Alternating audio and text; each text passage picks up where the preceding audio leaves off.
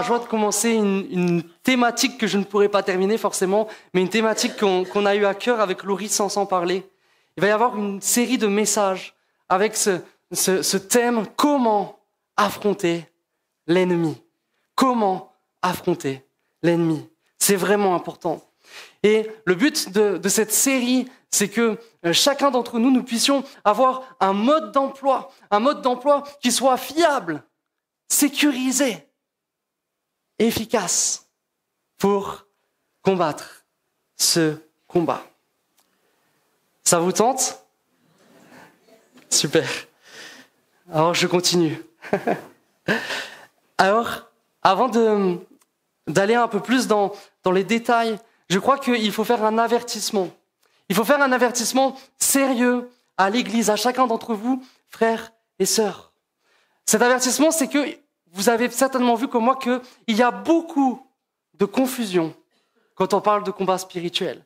Est-ce que certains ont perçu que c'était assez confus, que c'était pas hyper clair comment faire? Vous êtes avec moi, vous avez vu ça?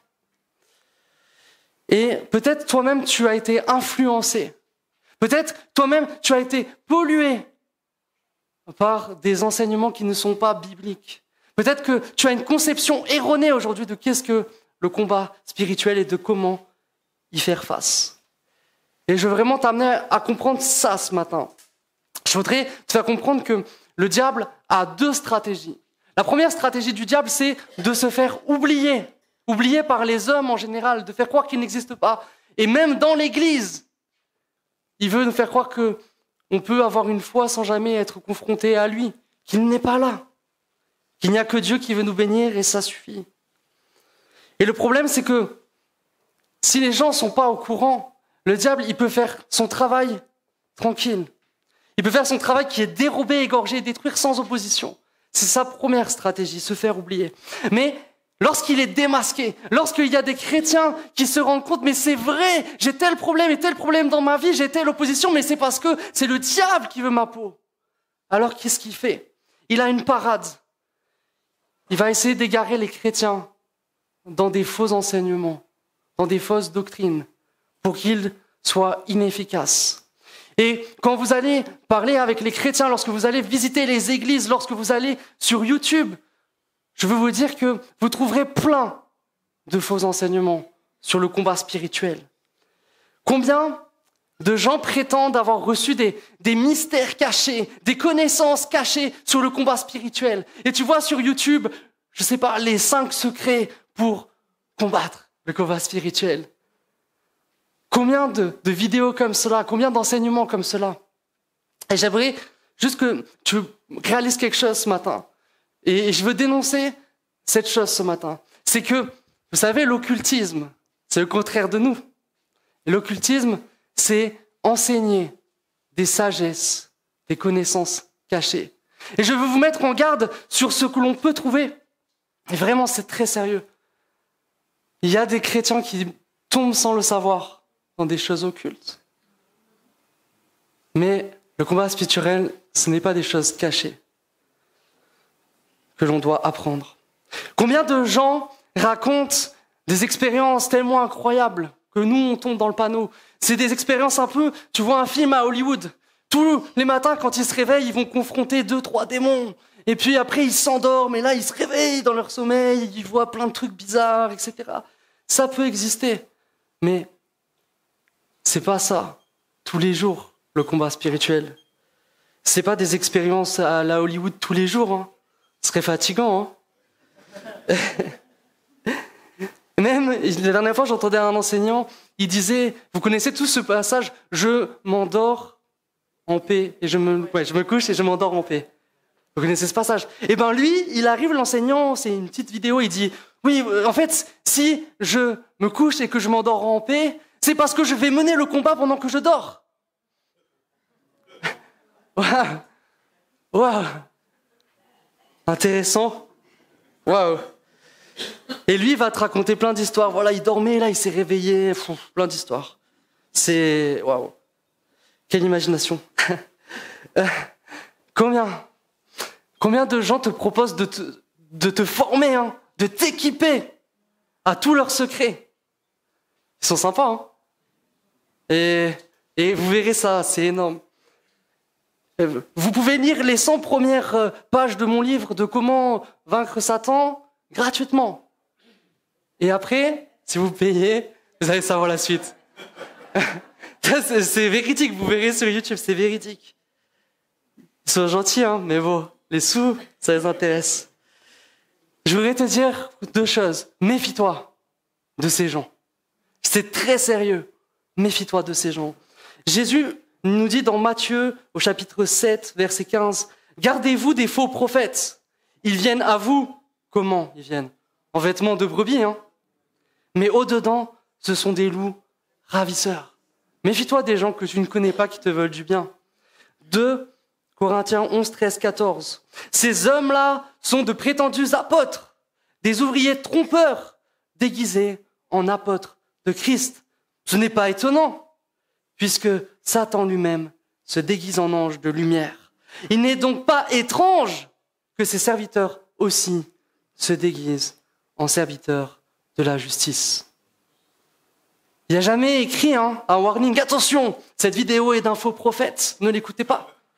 C'est jamais écrit. Mais c'est toujours pour notre bien. Et pas pour celui de notre porte-monnaie. C'est mon 2e conseil. Garde ton argent, vraiment. Garde ton argent. Je voudrais t'amener à considérer que le combat spirituel ne s'apprend pas dans les ténèbres du secret. C'est vraiment important. Mais le combat spirituel, ça s'apprend dans la lumière qui est accessible à tous. Et la lumière, c'est la parole. C'est la parole qui va te permettre de confronter les ténèbres parce que la Bible dit qu'elle est une lampe à nos pieds. La parole, rien que la parole. Toutes les réponses s'y trouvent. Alors on va étudier la parole. Et l'enseignement principal que l'on retrouve dans la parole se trouve dans Éphésiens au chapitre 6, au verset 10 à 18. Et vous connaissez pour la plupart ce passage. C'est l'armure du chrétien. Et je voudrais vous dire une chose, c'est que pour ceux qui ont fait l'école du dimanche et qui ont été à l'école du dimanche, c'est pas juste une belle leçon du dimanche matin, hein, à l'école du dimanche, l'armure du chrétien. C'est pas que ça. Hein. Il n'y a pas, voilà, l'armure du chrétien, ça c'est ce qu'on dit aux enfants. Et après, il y a les vrais apôtres et tout qui vont te dire leurs secrets cachés, etc. Non, non. Le vrai combat spirituel se combat avec ça. Ce que nous voyons dans ce texte, c'est pas juste une histoire pour schématiser, expliquer des choses aux enfants. Et face à ceux qui disent qu'il y a une révélation autre que celle-là, une révélation plus excellente, je voudrais qu'on dise 2 choses avant de prendre ce texte.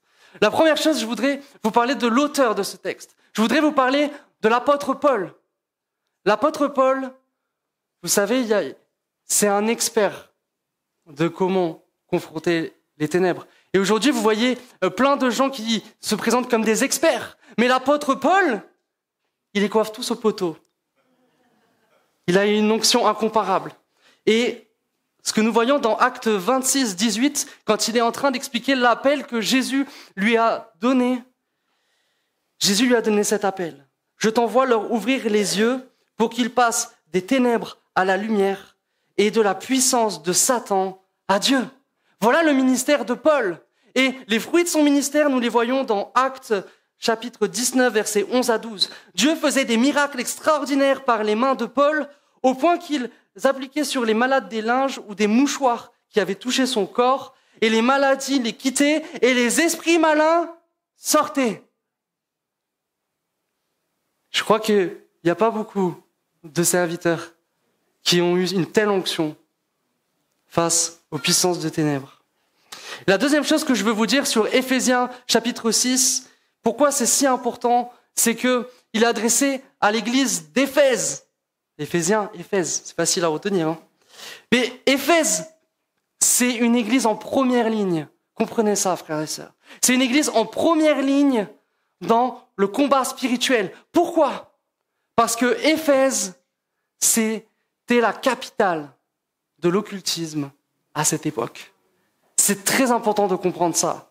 C'est très important de comprendre que Paul s'adresse à des chrétiens qui vivent véritablement l'occultisme tous les jours. Et ils le vivent tous les jours parce que tous les jours, ils voient un grand temple qui est considéré par certains comme la plus grande des 7 merveilles du monde, qui est le temple de Diane.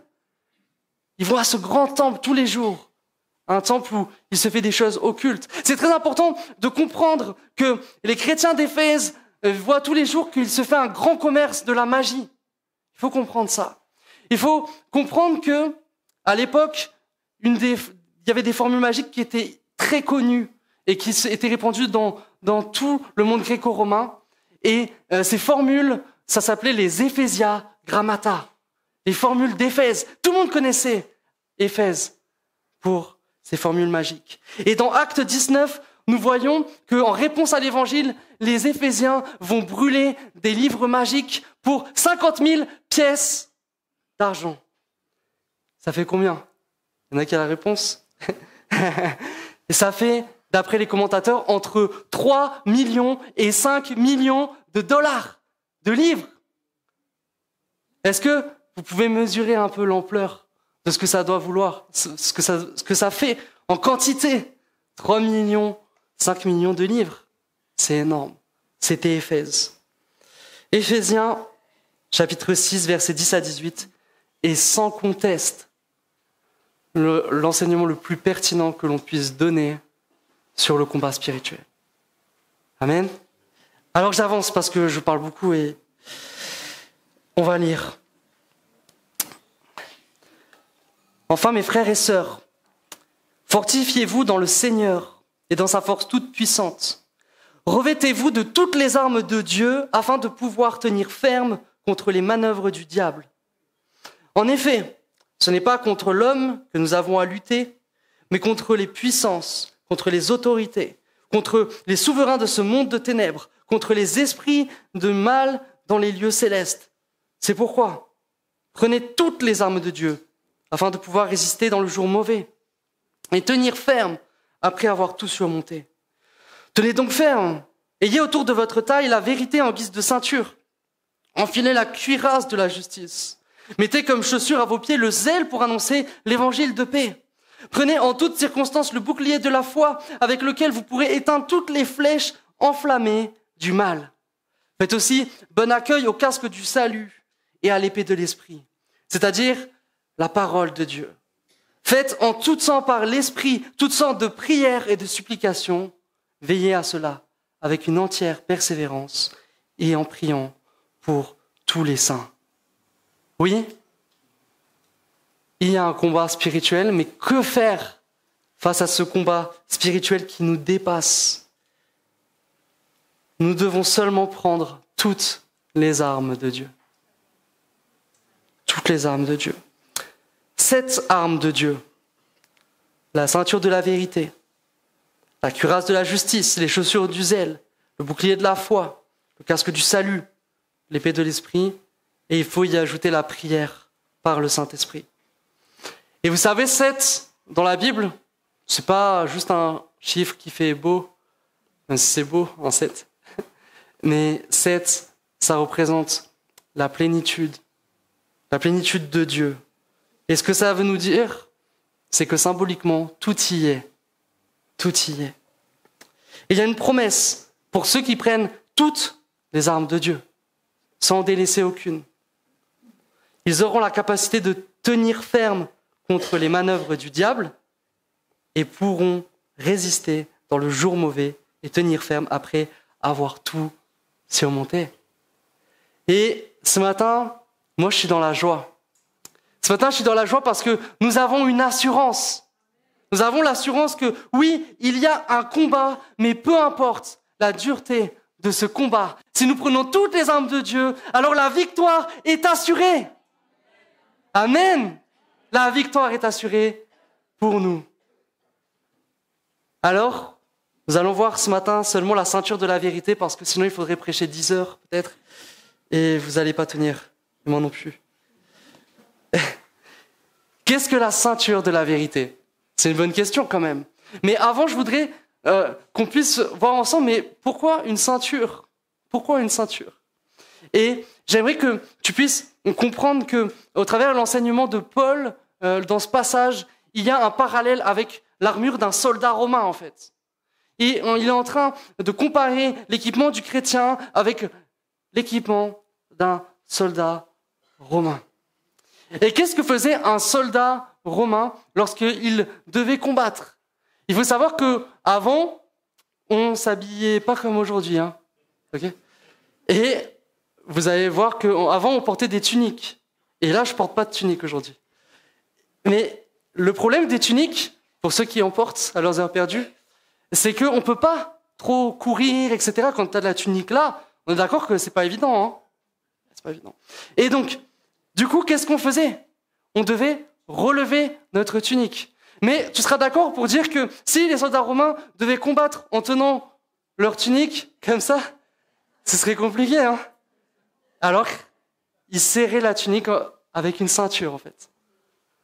Et ce que je voudrais t'amener à considérer, c'est que la première préparation, c'est de mettre une ceinture. C'est ça l'expression même qu'on trouve dans la Bible. Vous avez plutôt vu comme moi, souvent il nous est parlé de ceindre nos reins. Et tu te dis, mais attends, c'est quoi ceindre mes reins? Mais en fait, c'est, je lève ma tunique et j'attache une ceinture et là, je me tiens prêt pour ce que Dieu m'appelle à accomplir. Et c'est tellement important, en fait, la ceinture. Hein. La ceinture, vous voyez, vous la voyez même pas là, ma ceinture, ok? J'en ai une. Mais ça paraît pas si important que ça, en vérité, une ceinture. Mais c'est capital. C'est capital parce que vous allez voir que il va y avoir d'autres équipements qui vont se fixer sur cette ceinture même. Vous allez voir que la cuirasse du soldat romain, elle est fixée à la ceinture pour qu'elle tienne bien en place.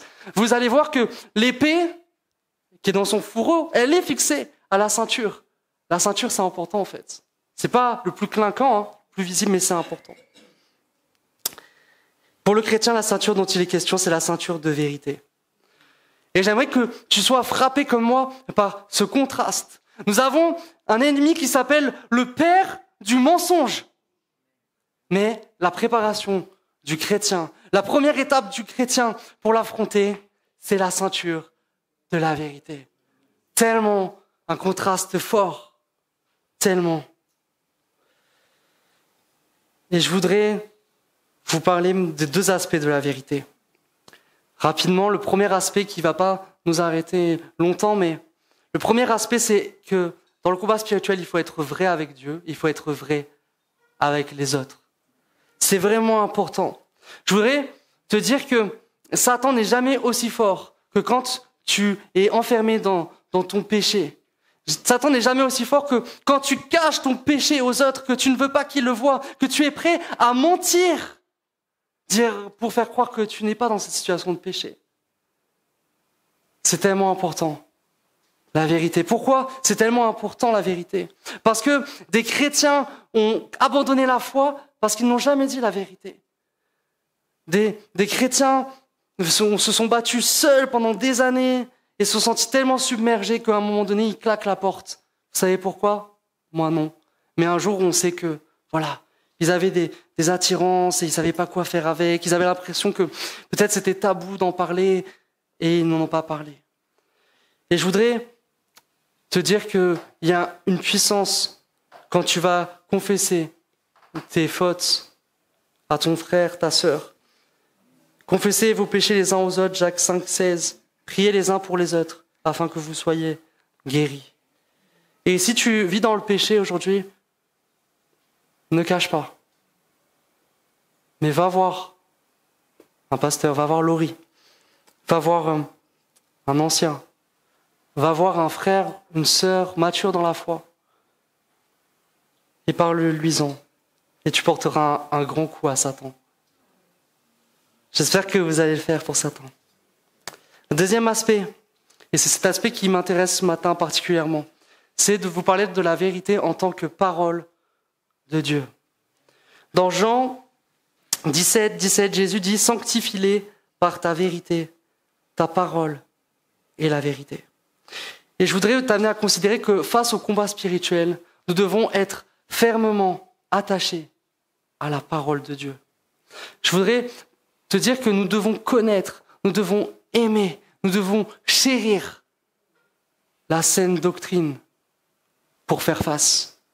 Je voudrais te dire que, plus encore, nous devons régler notre vie.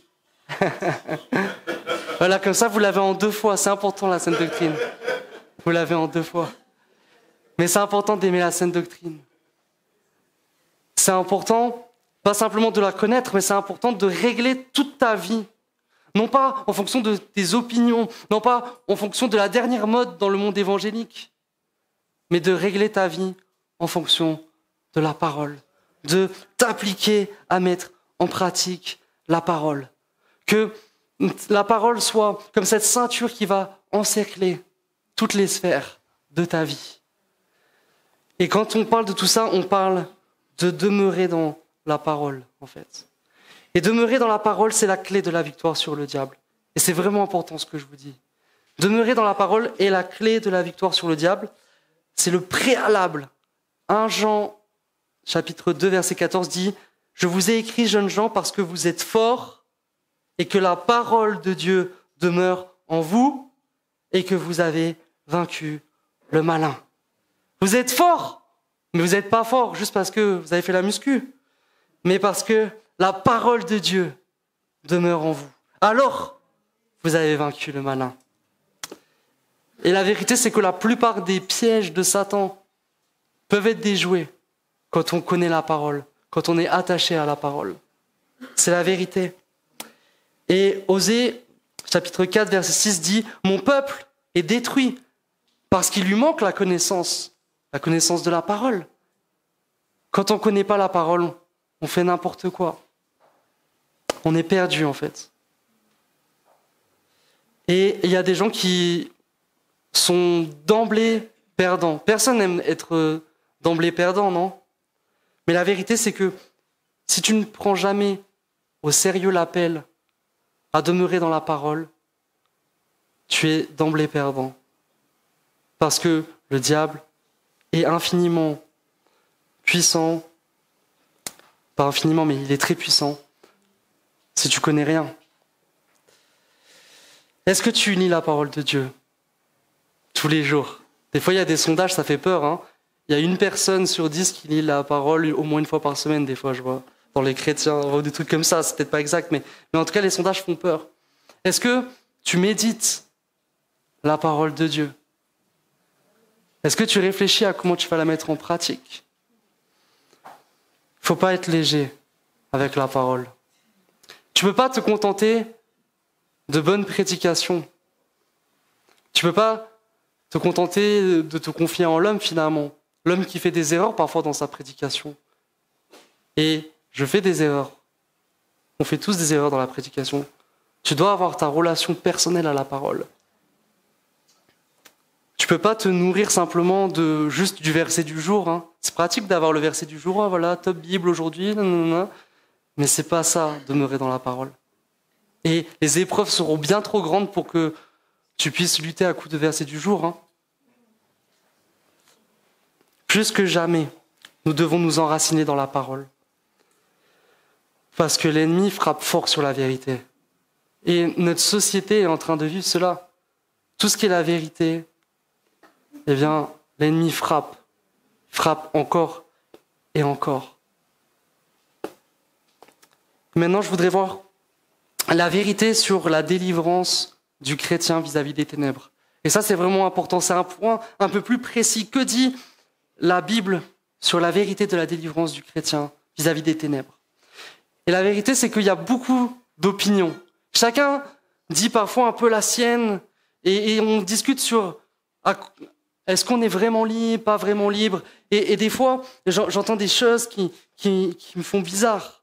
Des fois, j'entends que, oui, un chrétien peut être possédé.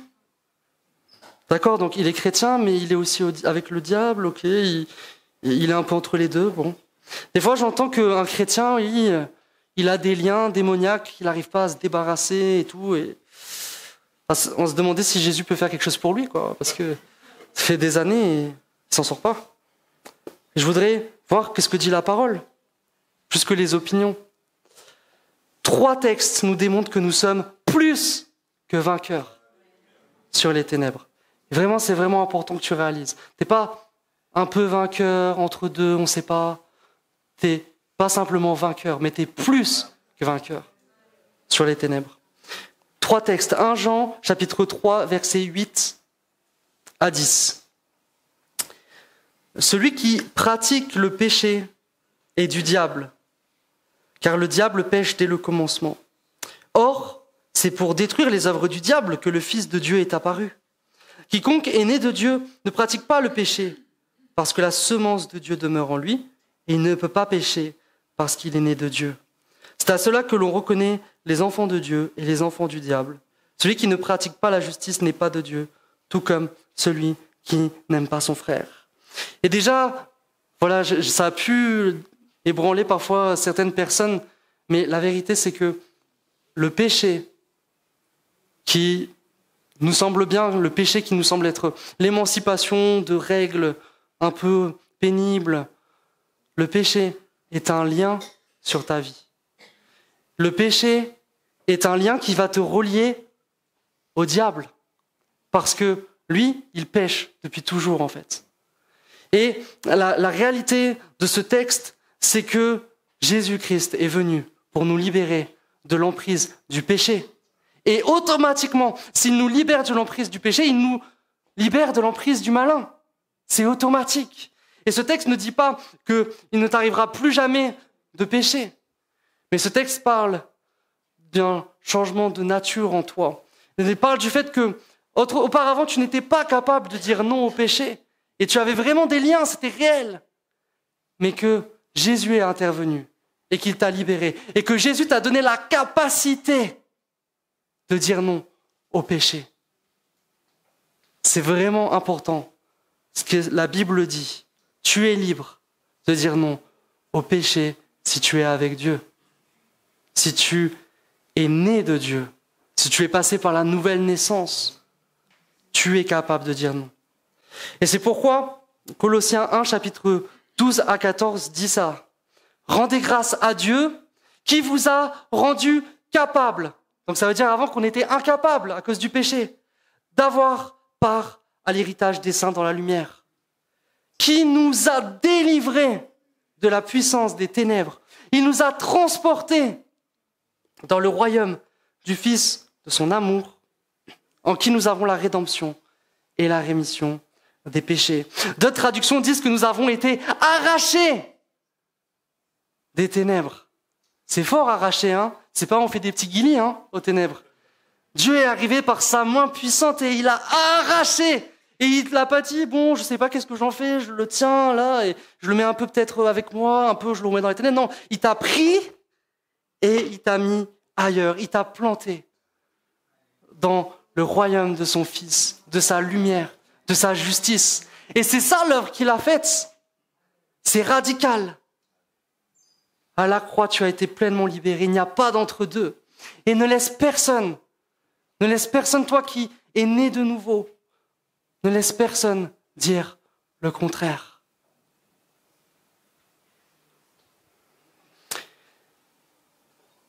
De Corinthiens 5, 17 dit, « Si quelqu'un est en Christ, il est une nouvelle créature. Les choses anciennes sont passées, voici, toutes choses sont devenues. » C'est pas comme avant. Et je voudrais te dire qu'il n'y a pas de lien héréditaire, de malédiction qui puisse tenir lorsque tu nais de nouveau. Parce que tout est nouveau. Vous m'avez suivi. C'est plus les anciennes choses. Et c'est la vérité claire, nette, précise de l'évangile que je voudrais que vous reteniez ce matin. C'est ça que tu dois recevoir ce matin. C'est ça le vrai évangile. C'est pas une libération à moitié. C'est une libération totale des œuvres de ténèbres. Peu importe ce que tu ressens. Vous avez déjà entendu l'expression le sentiment. Ah, tout le monde connaît, hein, c'est pas moi qui ai inventé. Hein. Mais c'est vrai, des fois on ressent des choses, mais on peut se tromper. Hein. Combien de gens se trompent avec leurs sentiments? On peut tous se tromper. Et nous, est-ce qu'on est appelés à marcher selon nos sentiments? Ah, vous connaissez la Bible comme moi. Hein. On doit marcher non par la vue, mais par la foi. On doit accepter pleinement par la foi ces vérités. Et quand l'ennemi va venir, parce qu'il va venir, pour réclamer ta vie, pour dire non mais t'es encore mon esclave, pour dire mais tu peux pas t'en sortir, pour dire ce péché-là, tu peux pas. Dis-lui la vérité de la parole. Et il va partir, hein. Il va partir. Le combat spirituel, il se résume dans Jacques, chapitre 4, verset 7. Il nous est dit 2 choses. Soumettez-vous donc à Dieu, résistez au diable, et il fuira loin de vous. En fait, il y a des conditions pour que le diable fuit. Vous avez compris avec moi, il y a des conditions. Je dois me soumettre d'abord à la parole. Je dois non pas avoir mes propres idées. Est-ce que je suis délivré du péché? Est-ce que vraiment je suis libre du diable? Non, je me soumets. Dieu, tu déclares ça. Alors je me soumets à toi. Et je l'accepte comme digne de foi. Et puis ensuite, il y a écrit résister. Le diable va venir, mais toi, tu vas pas dire ah, je sais plus trop. Ah, mais tu vas lui dire non. C'est ça la vérité. Je suis une nouvelle créature en Christ. On en parlait vendredi. J'ai une nouvelle identité en Christ. Je suis plus que vainqueur. Et il fuira loin de vous. Et alors qu'il fuira loin de vous, il va faire quoi? Il va dire bon ben les chrétiens ils sont trop forts. Je rentre chez moi. Non, il va chercher quelqu'un d'autre que toi. Il va chercher quelqu'un qui sera pas soumis à la parole. Il va chercher quelqu'un qui résistera pas. Et là, il va s'installer dans une vie. Et là, il va faire des dégâts. Et vous savez, j'ai eu un ami, c'était un ami il était baptisé, il était né de nouveau, baptisé du Saint-Esprit. Et à un moment donné, il a commencé à tomber sur un livre qui parle de chrétiens, libère-toi. À un moment donné, il y a un pasteur, si on peut dire, qui lui a dit « Ouais, mais est-ce que tu es vraiment libre ?» etc. Et puis, cet ami, il était psychologiquement, il n'était pas hyper stable. Il était un peu fragile, très intelligent, mais il avait une certaine fragilité. Et alors, il s'est laissé embrigader dans ce truc. Et pendant des mois, il a vécu ce qu'on appelle les séances de délivrance. Et il passait des heures comme ça avec des types qui lui hurlent dessus, etc. Et en fait, c'était dramatique parce que il avait même l'impression de les sentiments, vous voyez, de vivre des choses. Ouais, il avait l'impression, ah ouais, mais là, j'ai un peu bavé. Et puis après, ça monte en épingle. Ça monte en épingle. Et puis là, d'un coup, il fait le serpent. Le gars, il fait le serpent. Mais qu'est-ce qui s'est passé, mon gars? Je t'ai vu prophétiser dans l'église. Et là, tu fais le serpent. Il était dans une grande détresse, mon ami. Et je lui disais, mais arrête avec ça. Et vous savez comment ça s'est fini? C'est pas à la 101e séance de délivrance qu'il s'est passé quelque chose. Il s'est passé quelque chose quand il a décidé de fermer la possibilité que le diable puisse avoir une place dans sa vie. Il s'est passé quelque chose quand il a dénoncé ce mensonge qui parlait d'un Dieu qui ne l'avait pas délivré véritablement. C'est comme ça que ça s'est arrêté. Ça s'est arrêté quand il a compris que notre Dieu est infiniment plus grand que le diable, et que c'est pas kiff-kiff. Et ce Dieu infiniment plus grand a des tout pouvoirs pour le libérer, et il l'avait libéré. Mais comment a-t-il pu être trompé de la sorte? Et c'est mon dernier point. Comment est-ce que le diable s'y prend pour nous tromper à ce point? La vérité, c'est qu'il a des armes puissantes pour attaquer. Et je vois les moyens d'attaquer la vérité. Vous avez vu avec moi que c'est clair, que c'est net, précis, que Dieu nous a délivrés. Mais il a 2 armes pour donner du crédit à ces mensonges. Il a 2 armes. Et la première arme, c'est les faux enseignants. Et je voudrais que tu prennes conscience que depuis toujours, depuis le début du christianisme, Satan essaye d'infiltrer l'Église et infiltre l'Église par des personnes qui sont là pour égarer les chrétiens mal affermis. Depuis toujours, il y a des fausses doctrines qui naissent du milieu de nos églises. Depuis toujours. Matthieu 13, 24, 26. Jésus donne une parabole. Il dit « Le royaume des cieux est semblable à un homme qui a semé une bonne semence dans son champ. Mais pendant que les gens dormaient, son ennemi vint, sema l'ivraie parmi le blé et s'en alla. Lorsque l'herbe eut poussé et donné du fruit, l'ivraie parut aussi. Donc Dieu fait une œuvre, il essaye vraiment il fait tout pour que la bonne semence soit là et que nous soyons nourris. Mais l'ennemi est là et il va essayer de corrompre cette bonne semence en semant des ouvriers de malheur et des doctrines de malheur. Et aujourd'hui, il y a des personnes qui sont expertes dans l'art de tordre les Écritures, de leur faire dire autre chose, tout le contraire, comme je vous ai dit tout à l'heure. La Bible dit ça, mais en fait, oui, voilà, je vous l'ai dit, tu t'endors en paix, mais en fait, c'est parce que tu vas combattre cette nuit. Wow, quelle paix! 2 Pierre, chapitre 2, verset 1, nous dit « Il y a eu parmi le peuple des prétendus prophètes.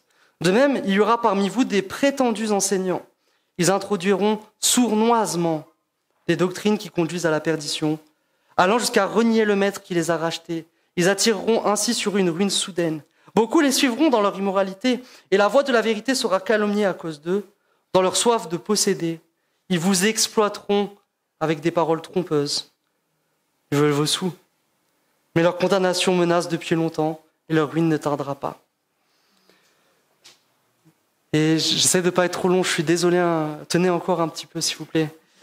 Mais je voudrais vous dire qu'il y a tellement de faux enseignements en matière de délivrance du chrétien. Je vais aller rapidement, mais par exemple, je regardais dernièrement un gars qui disait « Oui, on vous a dit toutes choses sont devenues nouvelles », c'est ce que je vous ai dit, c'est l'évangile. Hein. Et il a dit « Ouais, mais moi, c'est pas ce que je ressentais, et puis on m'a dit que dans le grec, ça voulait dire autre chose. » Que toute chose était en train de devenir nouvelle. Ça veut dire qu'il y avait une progression. Et donc, s'il y a une progression, tu peux être encore un peu dans les ténèbres. Vous me suivez ? Et sauf que j'ai regardé le grec et qu'il y a écrit tout le contraire. Vous voyez ? Alors, vous n'allez pas tous regarder le grec, mais le grec dit qu'il y a eu... En gros, c'est conjugué d'une certaine manière. C'est conjugué au parfait. C'est un peu technique, mais ça veut juste dire que la manière dont c'est conjugué, ça nous explique que c'est une action passée, mais qui a des effets pour aujourd'hui. Donc le gars, il dit c'est progressif, mais en fait, la Bible dit non, c'est pas progressif. Dieu a fait une œuvre et aujourd'hui, tu en bénéficies. Aujourd'hui, tu vis dans un nouvel état de fait. C'est ce que dit la Bible. Alors, tu n'as pas besoin de connaître le grec, mais tu as besoin d'écouter le témoignage intérieur du Saint-Esprit dans ta vie. Parce que Dieu ne nous a pas laissés seuls face à tous ces courants de fausses doctrines, mais il nous a scellés par son Esprit Saint. Et il est appelé l'Esprit de vérité. Tu as l'Esprit de vérité en toi. Et je veux t'encourager ce matin, au travers ce verset, 1 Jean 2, 26. Je vous ai écrit ces choses au sujet de ceux qui vous égarent. Pour vous, l'onction que vous avez reçue de lui demeure en vous, et vous n'avez pas besoin qu'on vous enseigne. Mais comme son onction vous enseigne toutes choses, et qu'elle est véritable, et qu'elle n'est point un mensonge, demeurez en lui, selon les enseignements qu'elle vous a donnés. Tu as le Saint-Esprit. En fait, il est question de ne pas écouter tous ces enseignants qui veulent te donner de nouvelles révélations, des révélations autres que celles que tu avais reçues dans ton cœur. Et la vérité, c'est que même si tu as un jour de conversion, le Saint-Esprit fait que tu seras capable de déjouer n'importe quelle fausse doctrine. Parce que même si tu n'auras pas les arguments, même si tu ne pourras pas dire « oui, mais le grec », mais tu pourras dire « non ». J'ai ce témoignage intérieur du Saint-Esprit que tu n'es pas dans la vérité. C'est beau. Dieu nous équipe. Une dernière arme du diable, et je voudrais vous amener à considérer que si les gens peuvent se laisser séduire, peuvent se laisser convaincre par ces fausses doctrines, c'est qu'il y a des expériences trompeuses avec ces fausses doctrines. Et c'est un peu ce que je vous disais par rapport à cet ami. Et comment ils veulent nous faire croire à ces choses ? Ils disent que voilà, leurs enseignements sont validés par des choses qu'ils ont vécues.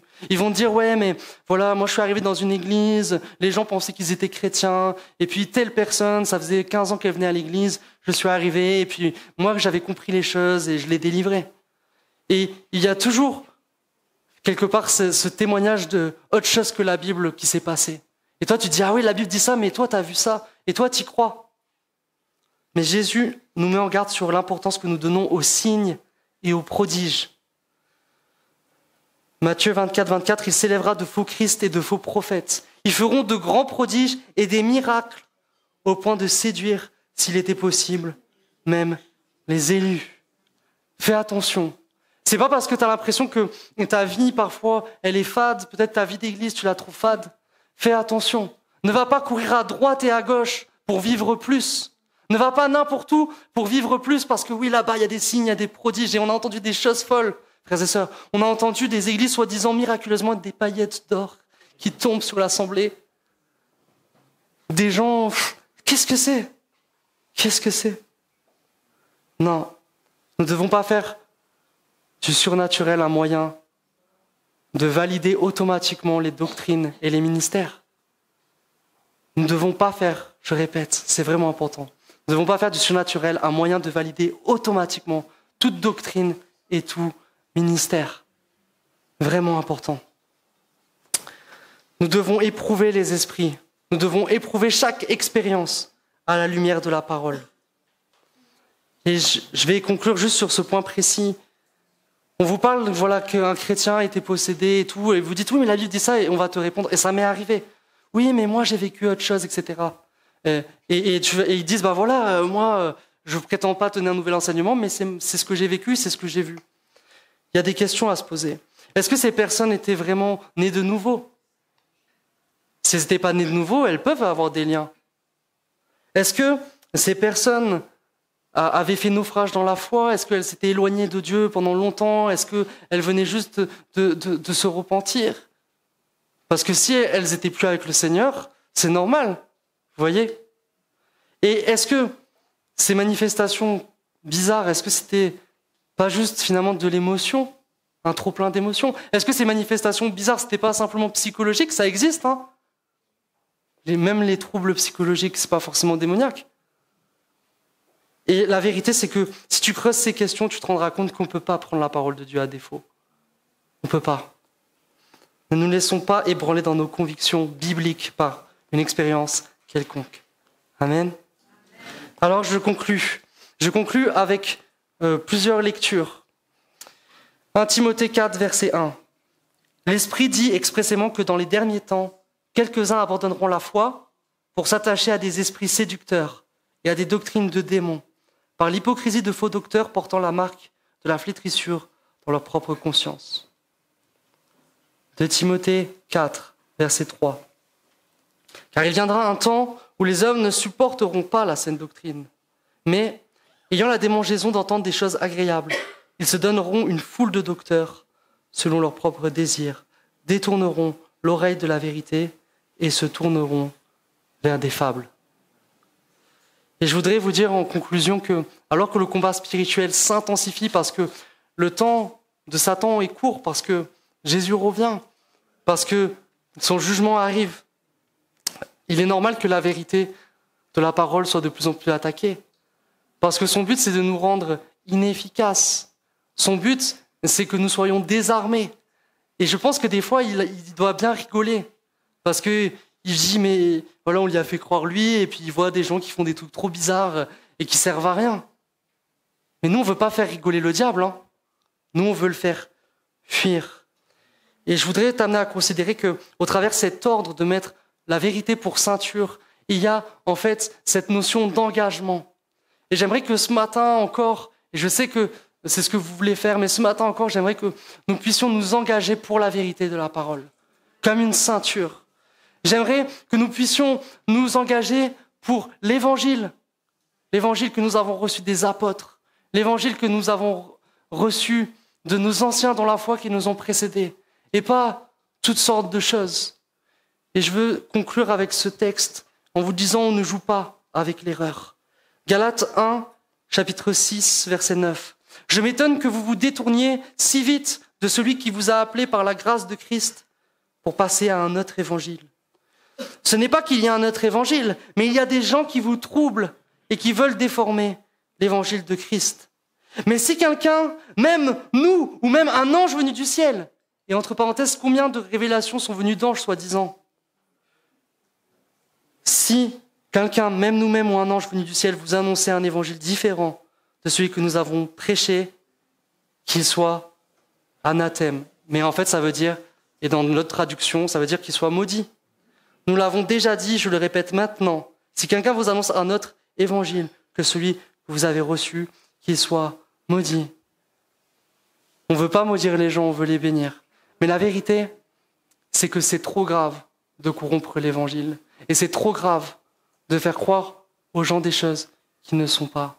Et toi, tu dois être alerté par la violence de ces mots et te dire, peut-être que je devrais arrêter de regarder certains enseignants, peut-être que je devrais arrêter de regarder certains contenus, peut-être que je devrais jeter certains livres, parce que on ne rigole pas avec la puissance de mensonge qui veut nous amener à la perdition éternelle.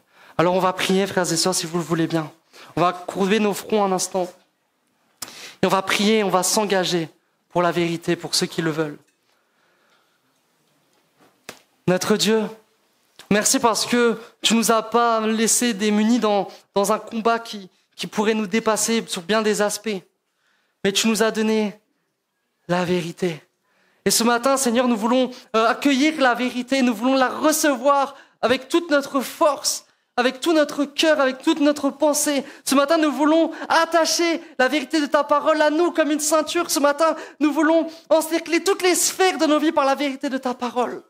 Ce matin, nous ne voulons plus nous laisser égarer par ces mensonges du diable qui disent que je suis obligé de pécher, que je serai encore lié. Mais ce matin, nous voulons vraiment marcher pleinement dans cette vérité. Seigneur, aide-nous à rester dans la vérité. Seigneur, révèle-nous à nouveau l'évangile. Seigneur, libère-nous des mensonges du diable qui ont pu prendre place dans nos vies. Dans le nom de Jésus. Amen.